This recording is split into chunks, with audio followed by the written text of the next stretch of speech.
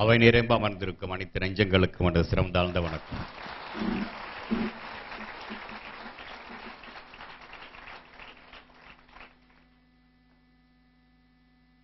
எல்லாரும் சாப்பிட்டு இந்த பகல் வெயில்ல உங்களுடைய கலை நிகழ்ச்சியை பார்த்துட்டு இருந்தீங்க. உங்க கூட எப்படி பேசுறது அப்படிங்கிறது கொஞ்சம் தயக்கம்.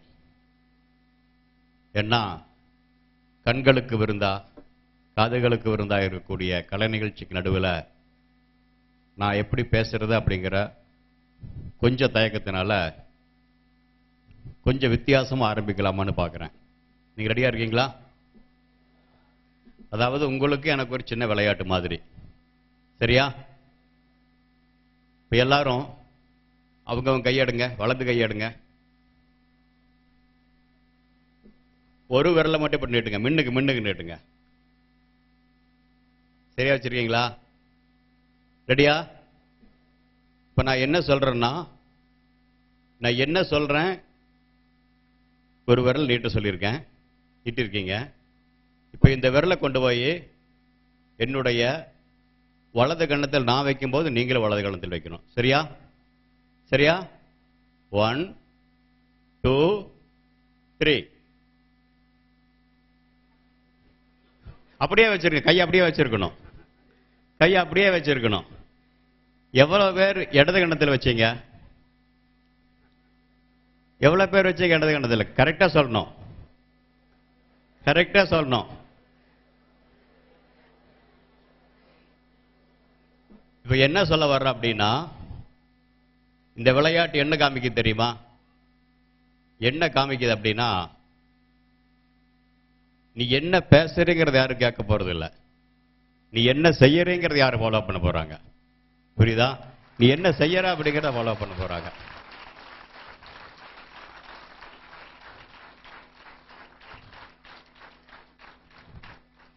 என்ன, நான் 1000 பேசலாம், பேசுவது முக்கியம் அல்ல, என்ன செய்யற அப்படிங்கிறத என் பையன் பார்க்கறான், நான் ஆசிரியனா இருந்தா என் மாணவன் பார்க்கறான், நான் ஒரு தலைவனா இருந்தா என்னுடைய தொண்டன் பார்க்கறான். பேசுவது முக்கியம் அல்ல, சரியா புரிஞ்சுங்க, செய்வது முக்கியம். ஏன் அப்படின்னா, அப்படி செய்வதனாலதான் இன்னைக்கு வேணா நேத்தைக்கு 10:30 வரைக்கும் இருந்தாலும் கூட என்னுடைய அலுவலகத்தில் இன்னைக்கு காலையில் 4:30 மணிக்கு கிளம்புறதுக்காக 3:30 மணிக்கு காலையில் எந்திரிச்சு 4:30 மணிக்கு கிளம்பி 9:30 மணிக்கு இங்கே விவேகானந்தருடைய 150வது விழாவினுடைய பிறப்பு நிறைவு விழாவில் கலந்துக்கிட்டேன். 150 வருடங்களுக்கு முன் வாழ்ந்தவரை, ஒரு இளம் துறவியை, ஆங்கிலேய ஆண்டு காலத்தில் அவ்வளவு பெரிய மீடியா இல்லை, 10 வருடங்கள் மட்டுமே அவர் தெரியப்பட்டிருந்தார். பெரிய பணபலம் அவருக்கு இருந்திருக்கல, பெரிய ஆட்சி அதிகாரம் அவருக்கு இருந்திருக்கல, அவருக்கு என்ற வாரிசுகள் இருந்திருக்கல. இருந்தாலும் இன்றைக்கு இந்தியா முழுவதும் கூட ஒவ்வொரு மாநிலங்களிலும் ஒரு வருடமாக ஊர்கூடி தேரிழுத்து அந்த துறவியை கொண்டாடினாங்க. காரணம், அவர் பேசியதை தாண்டி செய்து காமிச்சார். அதைத்தான் பார்க்குறாங்க, அதைத்தான் கேட்கிறாங்க, அதைத்தான் பின்பற்றுறாங்க. அந்த ராமகிருஷ்ண துறவிகள் வந்ததுனால தான். அந்த வகையில் நீங்க என்ஜினியரா இருக்கீங்க, அடுத்த என்ஜினியரா மேலே போகும் பொழுது இங்க இருக்கக்கூடிய பட்டதாரிகளையும் தாண்டி என்ஜினியர் அப்படிங்கிற பொழுது இன்னொன்று வரும். ஏன் அப்படின்னா, சாதாரண கல்லூரிகள் படிப்பதை விட உங்களிடம் எதிர்பார்ப்புகள் அதிகமாக இருக்கும், இல்லைங்களா? இப்போ இன்னொரு சின்ன விளையாட்டு, சரியா? திரும்ப ஒரு சின்ன விளையாட்டு. என்ன சொல்றோம்னா, நல்லா சொல்றேன் கேட்டுங்க. 1 2 3 4ன்னு 5 சொல்லுவேன். 5 சொல்லும் போது எல்லாரும் கைதட்டணும் ஒரு முறை. புரியுதா? என்ன சொல்றேன் நானு? புரிஞ்சிட்டீங்களா? 1 2 3 4 6.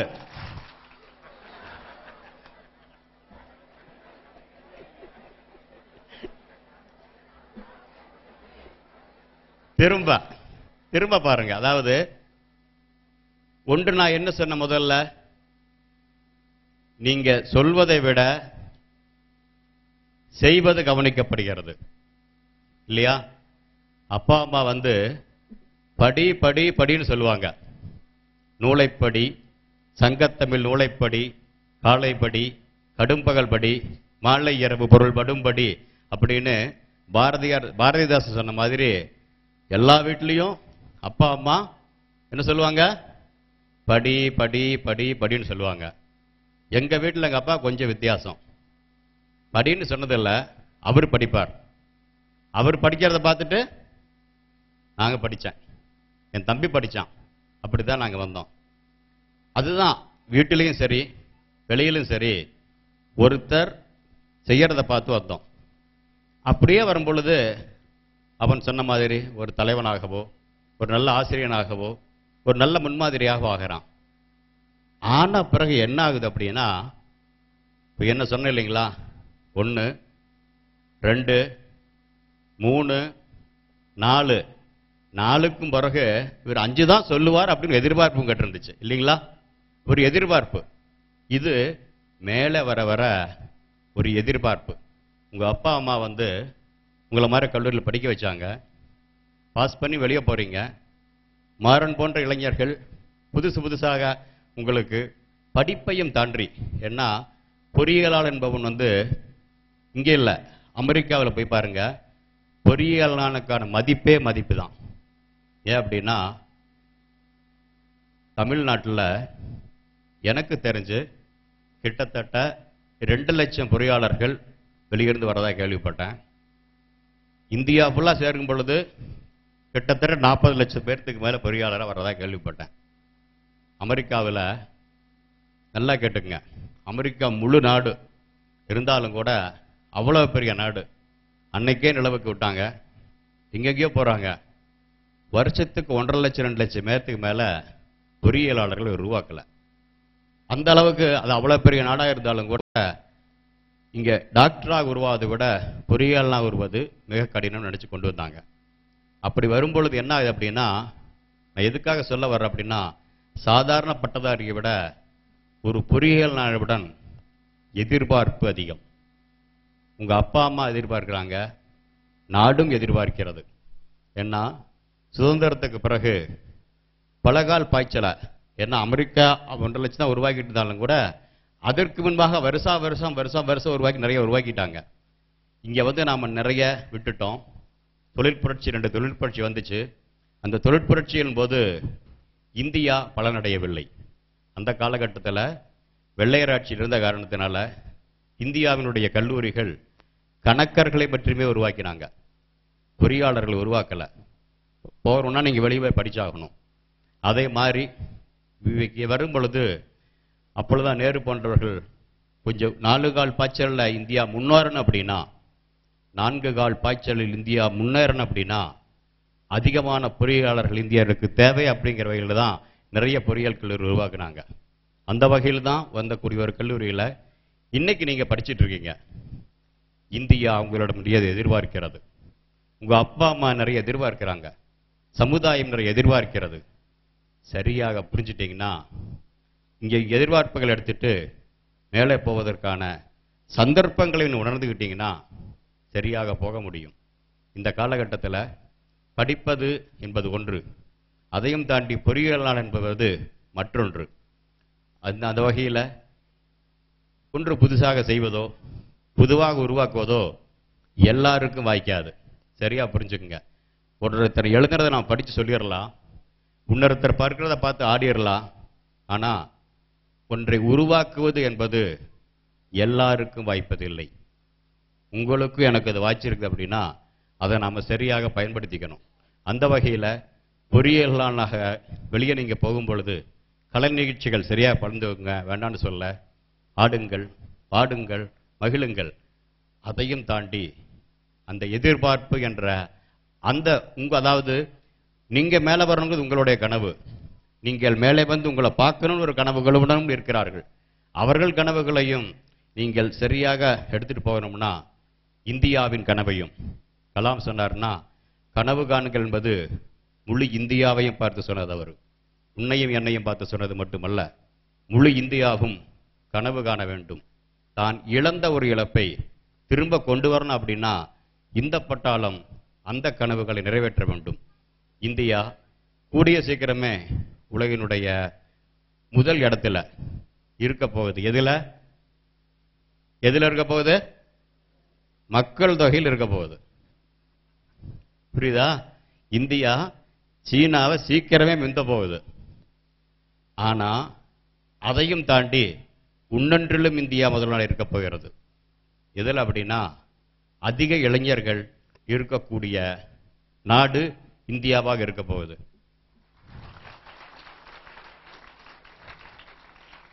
இப்ப எல்லா வீட்டிலையும் சொல்றாங்க இல்லைங்களா, வீடுகளில் அப்பா அம்மாவுடைய கனவுகளை குழந்தைகள் நிறைவேற்றுவார்கள். இப்பொழுது இந்திய நாட்டினுடைய கனவுகளை இந்திய இளைஞர்கள் நிறைவேற்றுவார்கள். அதையும் தாண்டி உலகத்திலேயே அதிகமான இளைஞர்கள் கூடிய நாடாக இந்தியா உருவாகும் பொழுது உலகத்தின் கனவையே நிறைவேற்றக்கூடியவர்களாக நீங்களும் இருக்க வேணும். அந்த ஒரு நல்ல ஒரு சந்தர்ப்பம், அந்த ஒரு சந்தர்ப்பம் புரிஞ்சுக்குங்க. அந்த ஒரு சந்தர்ப்பம் இந்திய இளைஞனுக்கு, நேற்றிருந்த இளைஞனுக்கு இல்ல, நாளைக்கு வரப்போற இளைஞனுக்கு தான் தெரியல, இன்றைய இளைஞனுக்கு இருக்கிறது. ஒன்று. ரெண்டாவது, நான் சொன்னேன் இல்லைங்களா, எவ்வளவோ இருந்தாலும் பொறியாளன் என்பதற்கு வெளியே என்னமோ சொல்லிட்டு போறாங்க, கவலையா படாதீங்க. உங்க காதுகளை சரியா வச்சுட்டு, குதிரை எப்படியோ இது போகும் பொழுது எப்படியோ அதனுடைய இதில் போகுதோ அதே மாதிரி இன்னொன்றையும் நினைவுபடுத்திக்கலங்க. இன்றைய இருந்த இளைஞனை விட, நாளை வரப்போக இளைஞனை விட இன்றைய இளைஞனுக்கு, முன்றைய இருந்த இந்தியாவை விட நாளை வரப்போற இந்தியாவை விட இன்றைய இந்தியாவிற்கு, முந்தைய இருந்த பொறியாளனை விட நாளை வரப்போற பொறியாளனை விட இன்றைய பொறியாளனுக்கு சரியாக செய்யக்கூடிய சந்தர்ப்பங்கள் அதிகமாக இருக்குது. அந்த சந்தர்ப்பத்தை உங்களுக்கு இன்னைக்கு கொடுத்துருக்காங்க. அதை நீங்க சரியாக புரிஞ்சிட்டீங்கன்னா வரக்கூடிய உயரங்கள், கையெருக்கு நிலா அப்படின்னு சொன்னது காரணம் என்னன்னா, நிலவு என்பது உச்சம். நம்ம ஒன்று பேசுறோம்னா நிலவுக்கே போயிட்டானாமா அப்படிங்கிறது உச்சமா சொல்லுவாங்க. அந்த நிலவை கூட கையெருகிய கொண்டு வர முடியும். எப்படி முடியும் அப்படின்னா, நிலவு 4 லட்சம் கிலோமீட்டருக்கு அந்த பக்கம் இருக்குது. தூரத்தில் மட்டும் இல்லை, வேகத்திலும் வேகமாக போயிட்டு இருக்குது. ஏன்னா கிட்டத்தட்ட 4 லட்சம் கிலோமீட்டருக்கு அந்த பக்கம் ஒவ்வொரு வினாடிக்கும், சரியா புரிஞ்சுக்குங்க, ஒவ்வொரு வினாடி, இப்படி வினாடி வணிக்கிறன்னா கிட்டத்தட்ட 1.02 கிலோமீட்டர் பெர் செகண்ட். ஒரு வினாடியில் அவ்வளவு தூரத்தில் போகுது. அவ்வளவு வேகத்தில் அவ்வளவு தூரத்தில் போகக்கூடிய நிலவை கூட நம் கையெருகிய கொண்டு வர முடியும், முயன்றால் முடியும். சந்திரயான் சொன்னதாக தான் சொல்லிச்சு. கையெருக்கே இருக்கக்கூடிய, அதாவது நிலகை கூட கையெருகே கொண்டு வர முடியும். கையை நீ நீட்டி ஆகணும் அதுக்கு, இல்லையா? கையை நீட்டினா தான் முடியும். நீட்டினா பக்கத்தில் இருக்கக்கூடிய இந்த சந்தர்ப்பங்களை கூட, உறவுகளை கூட கை நீட்ட வேண்டும். கை நீட்டி பிடிச்சினா உன்னுடைய சந்தர்ப்பங்களை சரியாக பற்றி கொள்ள முடியும். சரியாக பற்றி கொண்டு போனீங்கன்னா நான் சொல்ல மாதிரி எல்லாமே, ஏன்னா எல்லாருக்கும் எல்லாப்பும் எல்லா சமயத்திலும் சரியாக கூடி வராது. சொல்லக்கூடிய வார்த்தை சரியா புரிஞ்சுக்குங்க. 100 இளைஞர்களை கொடுங்கள், உலகை மாற்றிக் காட்டுகிறேன் என்று விவேகானந்தர் அன்றைக்கு சொன்னார். இப்போ 100 இளைஞர்கள் இருக்கிறோம், விவேகானந்தர் என்று எங்கே அப்படின்னு கிண்டலா கேட்கக்கூடிய இளைஞர்கள் இருக்கிறாங்க. ஆனா முந்தைய இளைஞனுக்கு எப்படின்னு தெரியாது. இன்றைய இருக்கக்கூடிய இளைஞர்களுக்கு கண்டிப்பாக அதிகமாக செய்வதற்கான வாய்ப்புகள் உண்டு. அந்த வாய்ப்புகளை சரியான இந்த சந்தர்ப்பத்தை நீங்க புரிஞ்சுக்கிட்டீங்கன்னா, நான் சொன்ன மாதிரி இன்றைக்கு இருக்கக்கூடிய வாய்ப்புகள் என்ன அப்படிங்கிறத நீங்க சரியாக புரிஞ்சு கொள்ளும் பொழுது சரியாக போக முடியும். எல்லாருக்கும் வாய்ப்பு இல்லை, கண்டிப்பாக உங்களுக்கு வாய்த்திருக்கிறது.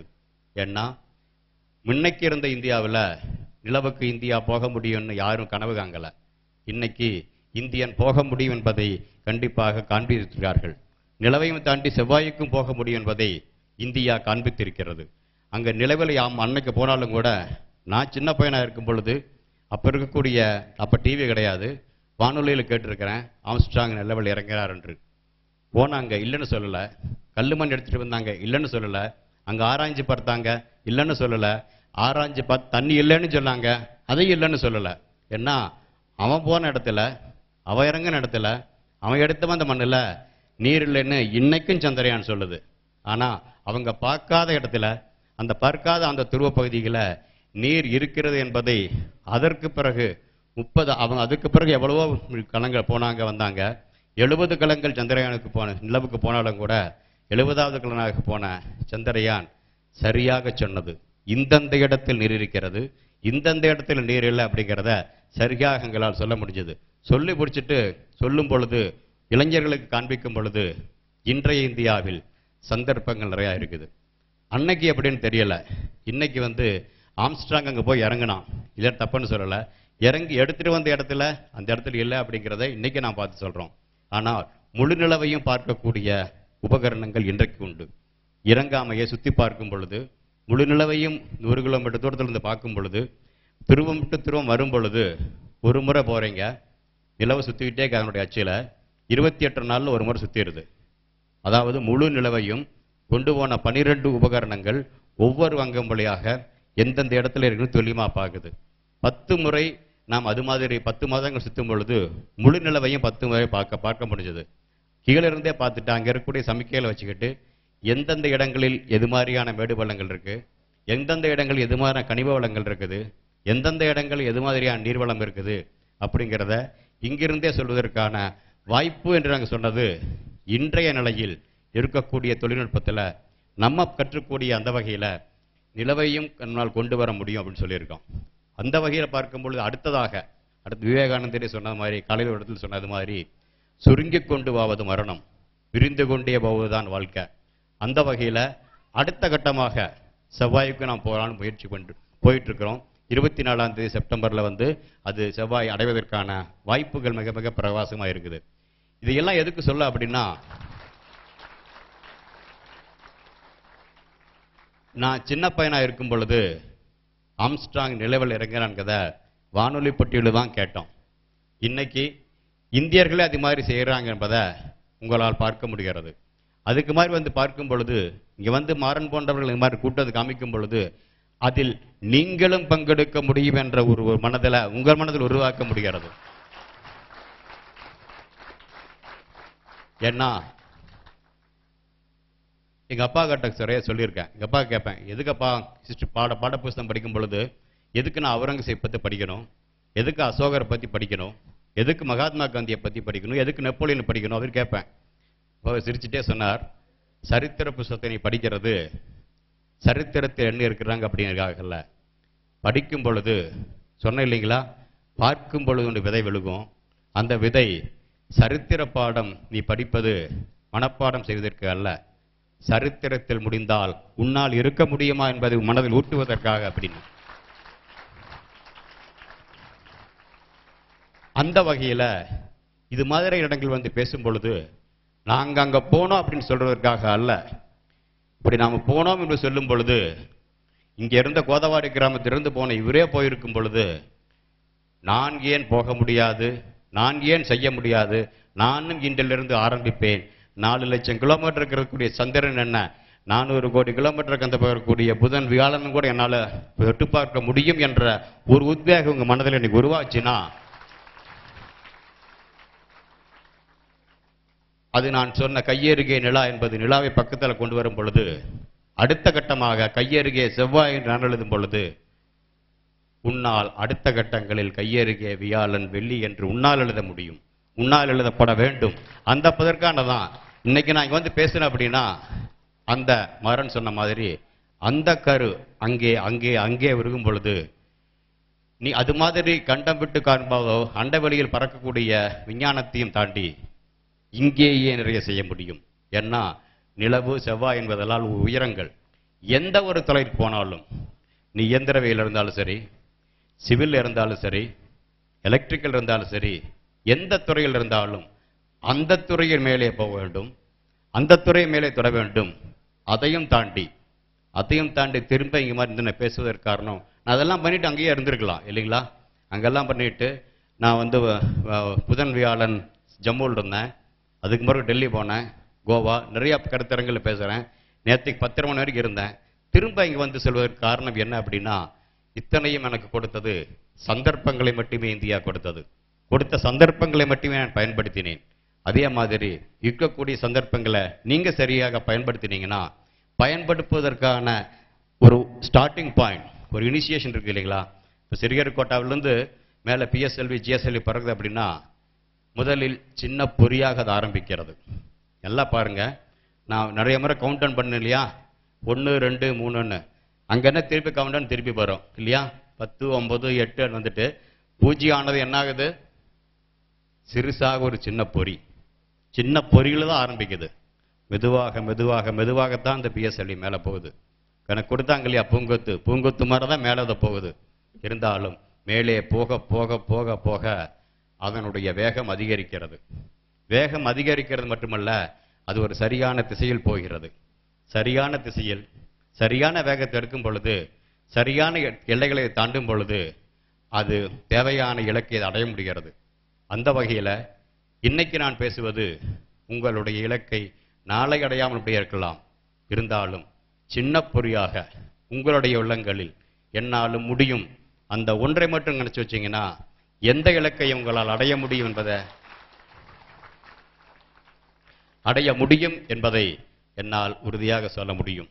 அதற்கான ஒரு வாய்ப்பை அளித்த மாறன் அவர்களுக்கும் தந்தையார் அவர்களுக்கும் வணக்கத்துடன் இருக்கிறேன். நன்றி, வணக்கம்.